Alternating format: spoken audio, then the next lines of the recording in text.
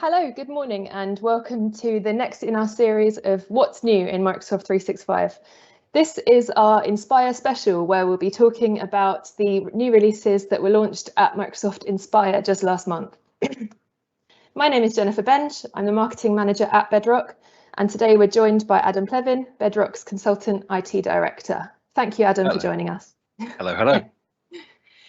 So yes, in today's webinar, we'll cover some of the newest features in Microsoft 365 that you can implement in your business. The topics we'll be talking about today were announced at Microsoft Inspire. Don't feel like you need to take notes or memorize everything straight away, as we'll be sending out the recording of the webinar and the follow-up later today. So you can just take it all in and you'll be reminded again later today by email. Also, if you have any questions throughout the webinar, please feel free to add those into the box and we'll be answering those as we go along or in the Q&A session at the end of the webinar. So let's take a look at the agenda for today. First of all, we'll be going through what is Microsoft Inspire. So we'll be giving you an overview of the event. Then we'll be looking at the new look for Microsoft Teams Chat, followed by the launch of Windows 365. Then the new features coming to Microsoft Viva. And finally, we'll be looking at what's next and how you can go about implementing some of these new features in your business. So, what is Microsoft Inspire? Microsoft Inspire is an annual event held by Microsoft where all the global partners get together to learn about the new features and new releases that Microsoft have been working on and their roadmap for the year ahead. It gives us a chance to learn a bit more about these technologies before they're made publicly available. Microsoft Inspire is usually held in a big fancy venue in America. Obviously, for obvious reasons, for the last couple of years, it has been a virtual event.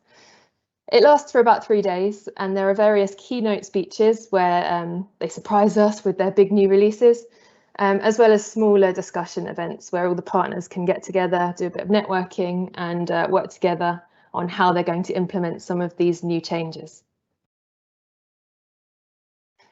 So first of all, this was a release that came about at Inspire. Microsoft Teams is getting a bit of a facelift.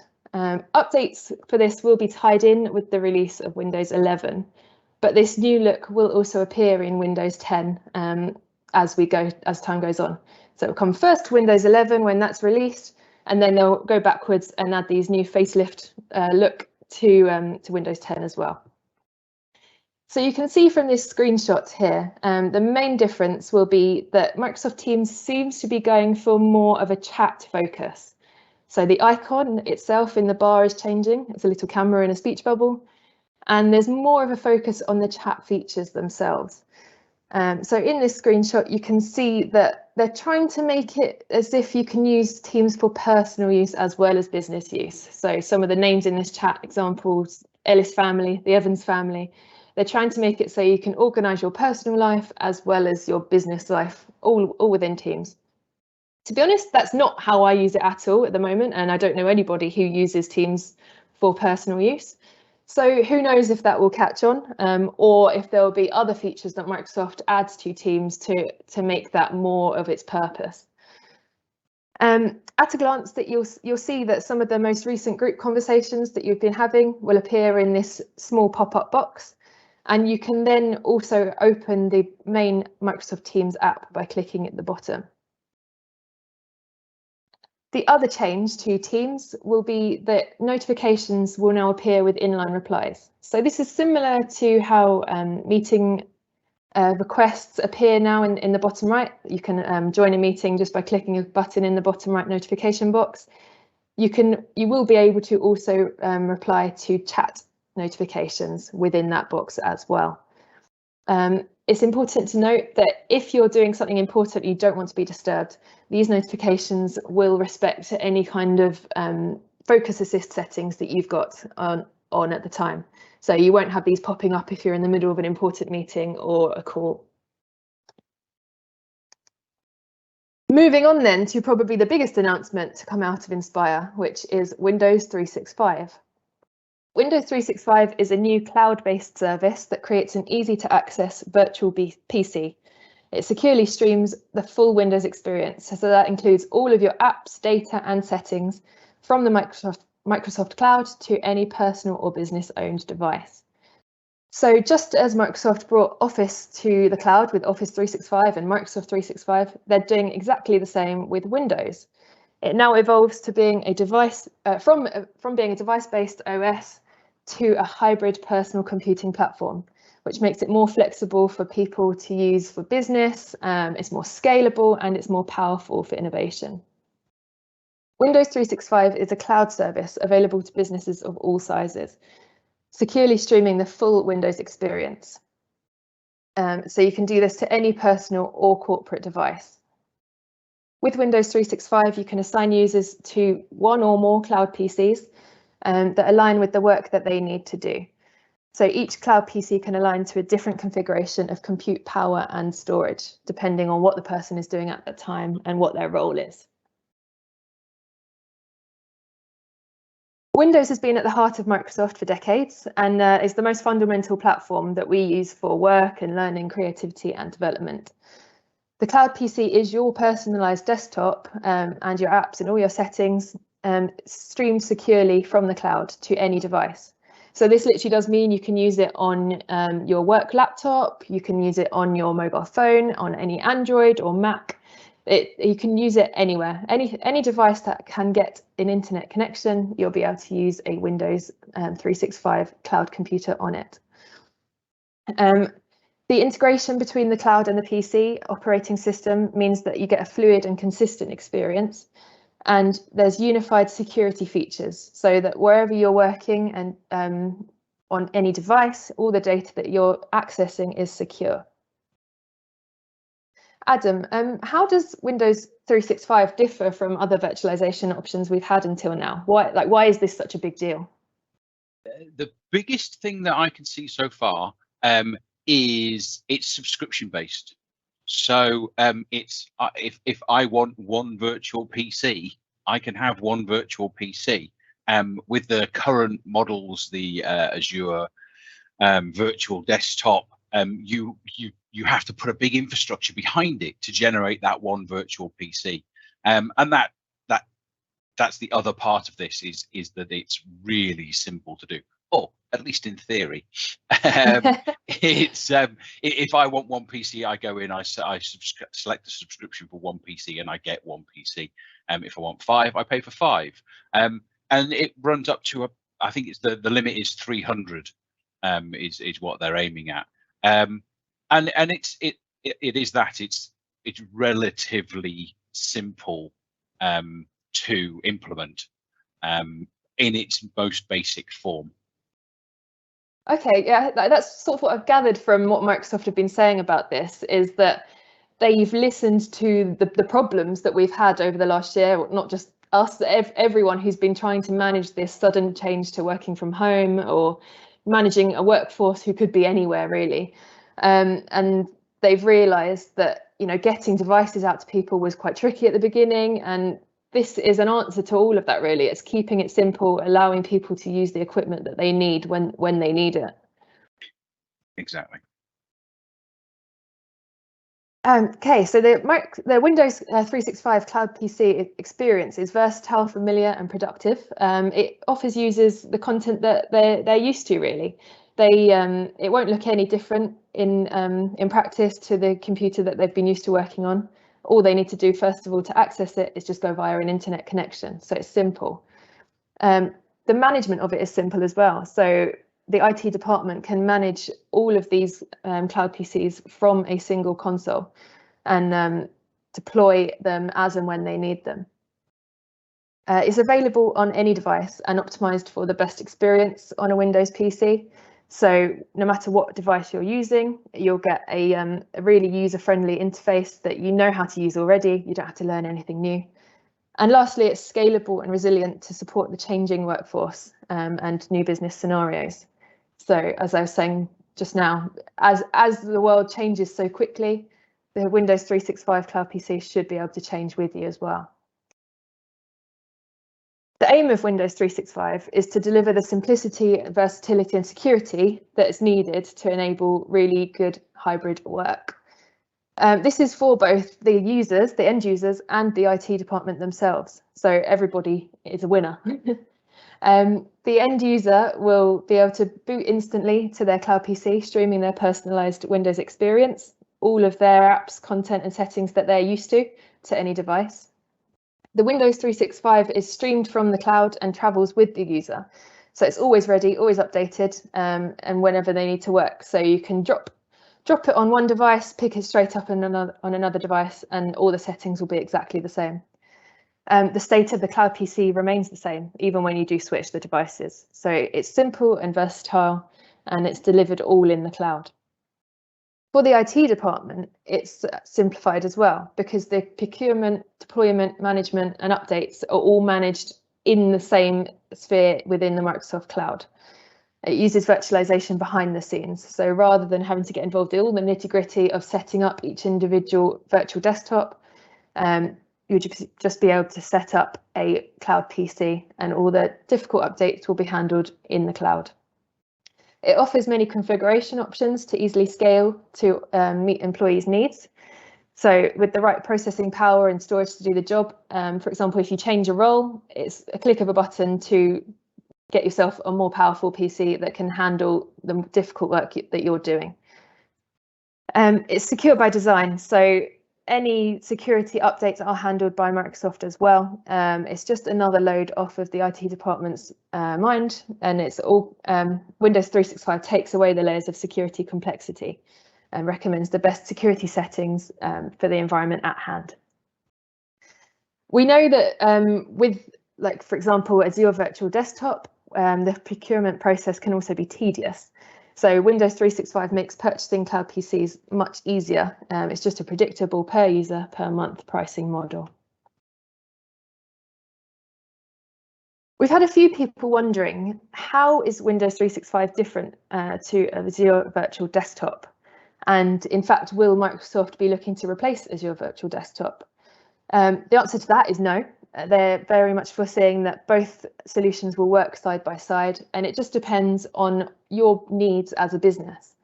So Azure Virtual Desktop is optimized for flexibility, whereas Windows 365 is optimized for simplicity.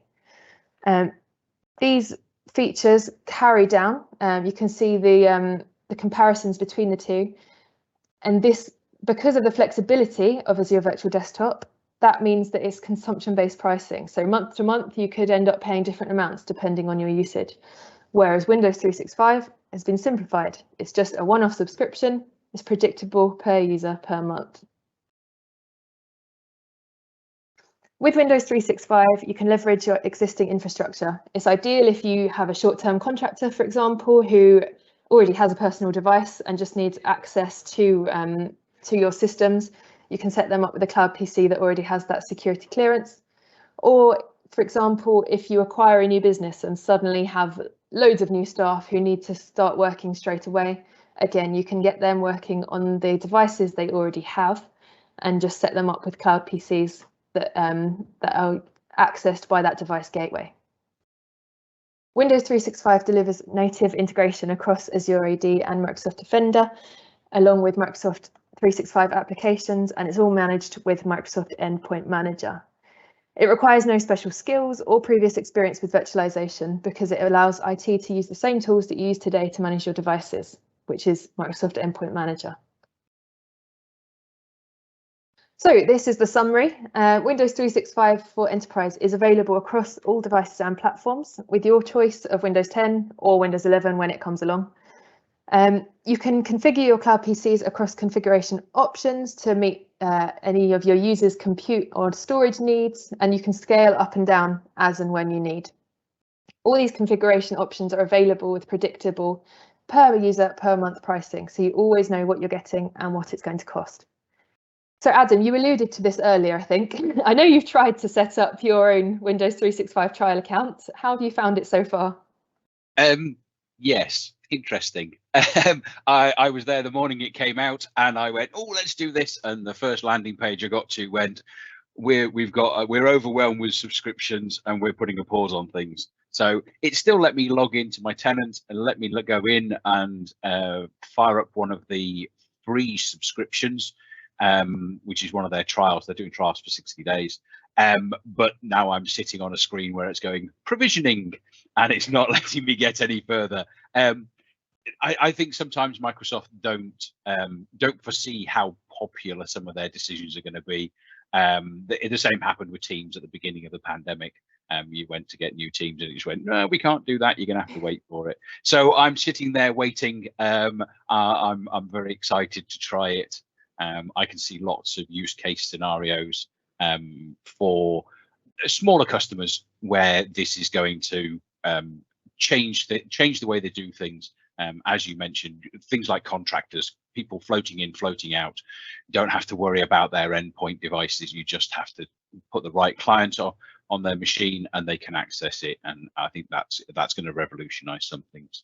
Yeah, and I think especially with the way we're working nowadays, it just cuts out so much of that waiting around time. If you're a contractor starting somewhere new, you don't want to wait for a laptop to be delivered to your house. That's exactly it. And the portability, like, as you mentioned, the being able, I'm sitting at a PC, I'm working on my cloud desktop.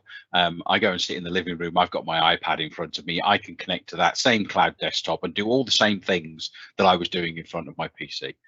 That's where it's going to come into its own.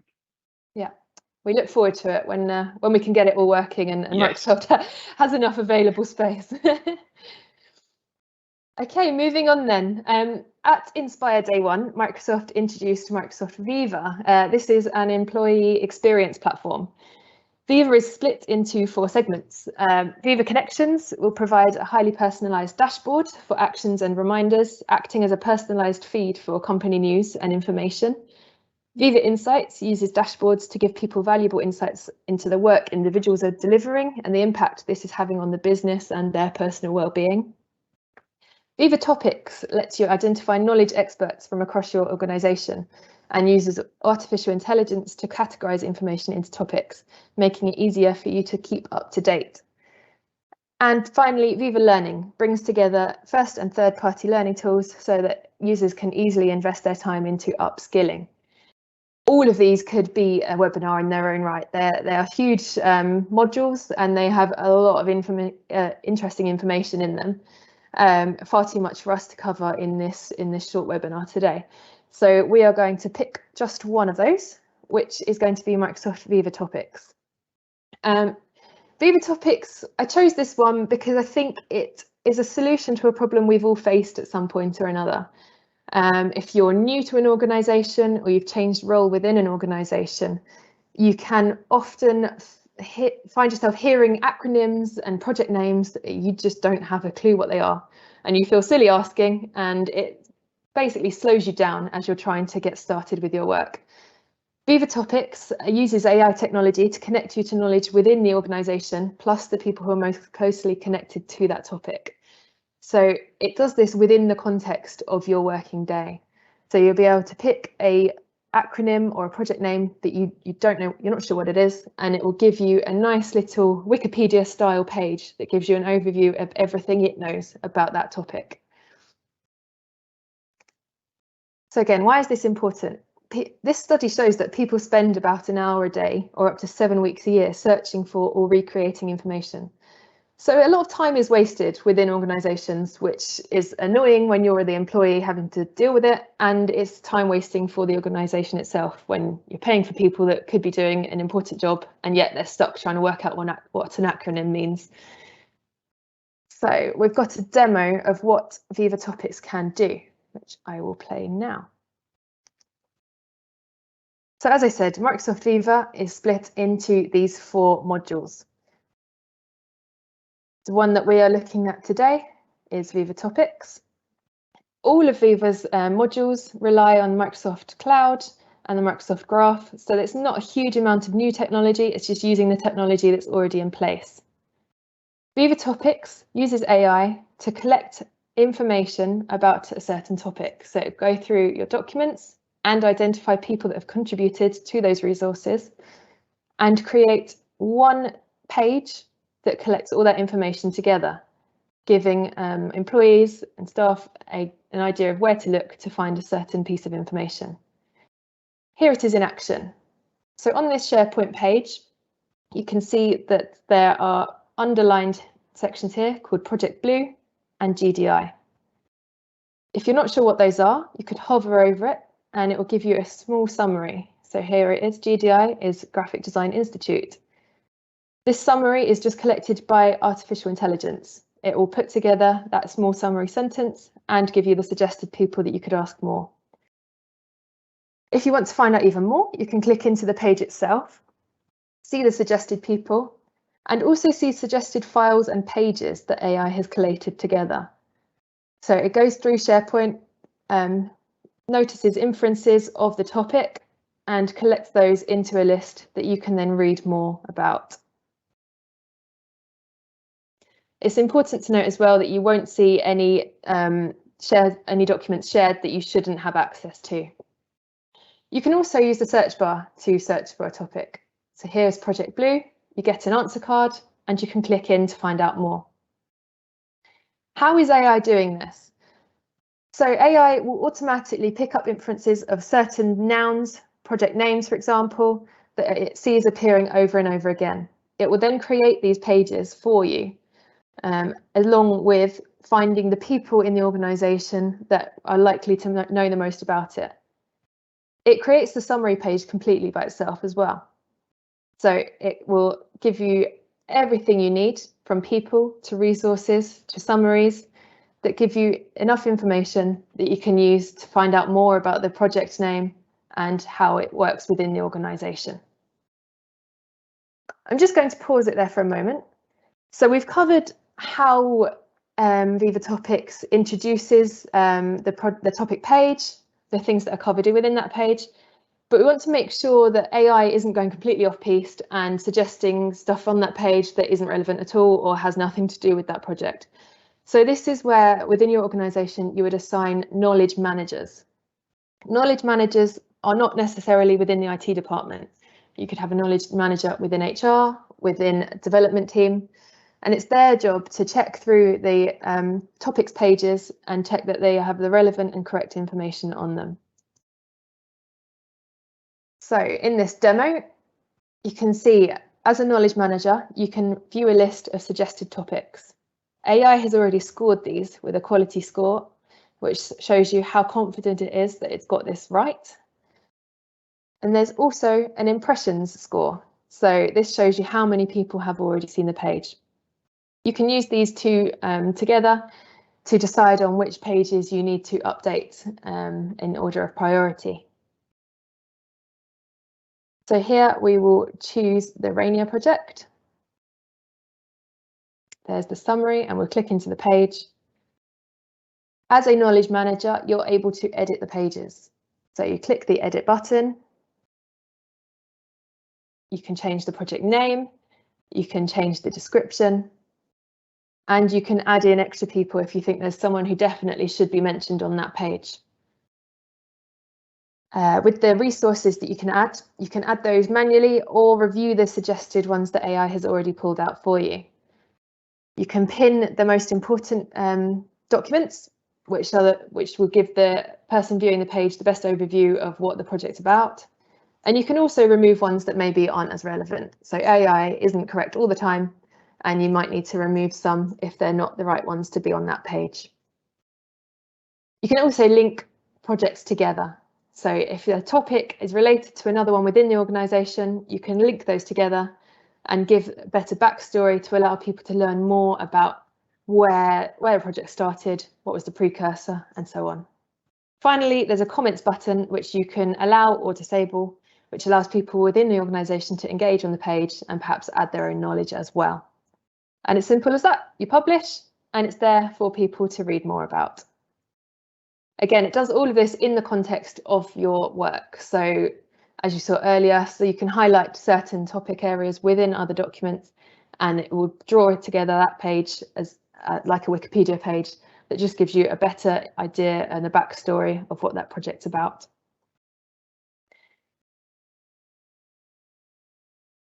Okay, so we've discussed a few things today that could change the way that your business works. If you're thinking that some of these could work for you or that you're not sure that you're using the technology you already have to its full extent, we've devised a simple way to gain board level consensus on what's important, what can be fixed right now, and where you need a plan. A strategic IT review will give you the facts you need to make a positive change, whether that's to drive adoption of new technology, hire an internal lead, brief a technology provider, which could be us or could be someone else, or renegotiate with another supplier. We work with CEOs to figure out where the gaps might be in their current setup and then map out the technology they need to get them to their business goals. Okay, we've got a bit of time for some Q&A. I was wondering if anyone has had any questions. Adam. Oh, I can see. Sorry, I can see one question that says that Viva looks like it's in a Teams-like frame, and that's because it is. It's presented within Teams as one of the apps down the left-hand side. That's how it's presented, and that's how you access the information. So if someone did want to implement any of the Viva modules within their organisation, how simple would it be to go about doing that? It is actually relatively simple. Whilst it's presented through Teams, it's based on the SharePoint engine at the back end. There are some potential tweaks that you have to do if you've got an older SharePoint setup to make that work, and then ensuring that the various links work between the different data sets that you can set up within SharePoint. But it's relatively straightforward. I think, as you alluded to, it's that topic manager, that data manager piece to make sure that the data that it pulls forward is relevant. That's the effort involved. Yeah, I think it's quite nice that it gives you that starting point that yes, you're exactly. Not writing these things from scratch. You are sort of just marking the homework that Viva has done for you. Yes, exactly. And also, I mean, along the same lines with Windows 365, if people are watching thinking, oh yeah, that could work for me, is there anything they need to do right now, or do we need to wait for? They can certainly register on the Microsoft site. If you search for it, you can find a site to register your interest, and they will drop you emails going, oh, this is available, this is not available. And the other thing, they can reach out to us. You can guarantee as soon as it's available, I'll be all over it. And I know that other people within the business are going to do exactly the same thing, because we want to know as much as anybody else. So register with us. We ask us the questions where the simplicity of the Windows 365 platform is versus the Azure Virtual Desktop. It's just one of those where we can make that assessment. We can assist you to make that assessment to work out which is the best virtualization for you. I've just seen another question pop up saying, have the prices been announced for Windows 365? There are prices out there, and the ones that I saw, the cheapest I saw, I think, was £17 per month per user. But that it goes up to in excess of £40 per month per user.